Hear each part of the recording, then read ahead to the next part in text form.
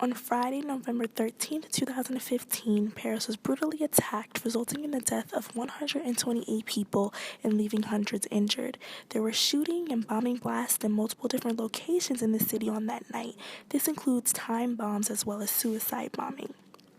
This incident was heartbreaking and ultimately gained a lot of support for Paris in their time of need, yet there has also been a lot of backlash on why the United States is so consumed with Paris's disaster and if we're even genuinely concerned at all. Although this attack in Paris affected many and was the first occasion where ISIS terrorism hit the Western world, this was not the only trauma that happened, yet it was the only story that received media coverage.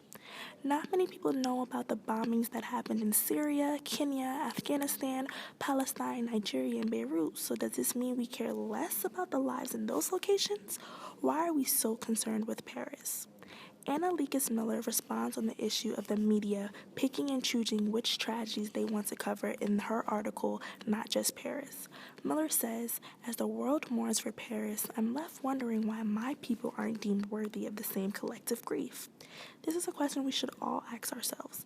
With the hardship that the entire world faces daily, it is an issue when we only focus on one country's trials, but not all. No one is attempting to wash down the severity of Paris' situation. However, it is questionable as to why we as a whole can come together to support Paris, but not any other severities in other locations. Being that both bombings in Beirut as well as Paris were very similar since they were attacks coming from ISIS, the idea that there was close to no media coverage in the West for Beirut has caused a lot of speculation on if we only care about some lives or even if we don't actually care about Paris's either.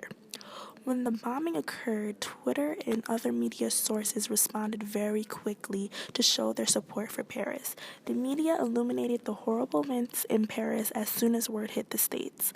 News outlets such as CNN, New York Times, and The Guardian all spoke out. Everyone was talking about the current events and there was coverage everywhere. Even writings in unconventional forms such as the plethora of celebrities and politicians that were all sending their prayers after Paris attacks. Although on the surface it seems as if we genuinely care, there are a few instances where it seems as if we are just going through the motions. There are millions of tweets on Twitter as soon as word got out, but just as quick, there was a plethora of clothing lines sporting the saying, "Pray for Paris." These lines were not giving proceeds to the struggling lands in support of rebuilding or for families, but were being treated like any other brand as if the purpose behind the shirts meant nothing.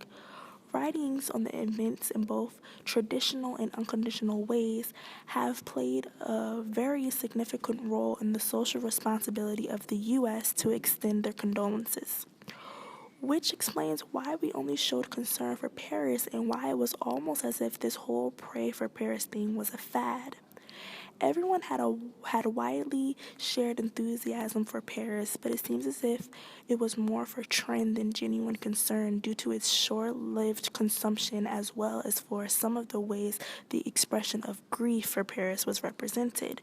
People were posting all types of things on Twitter that didn't really relate to the real issues. The fact that ISIS came in and massacred innocent lives wasn't really talked about a lot. It was more about the popularity and praying for Paris.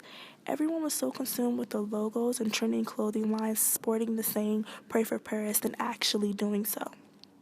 This all leads to the underlying issue of the truth behind it all. Is America only concerned for popularity?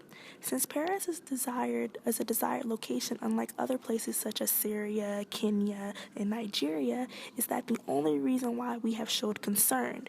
Or is it only for trend and opportunity? Regardless of the truth behind America's reaction to the bombing in Paris, it is our responsibility to show interest in everyone's hardships instead of only when it benefits us. It is our social responsibility.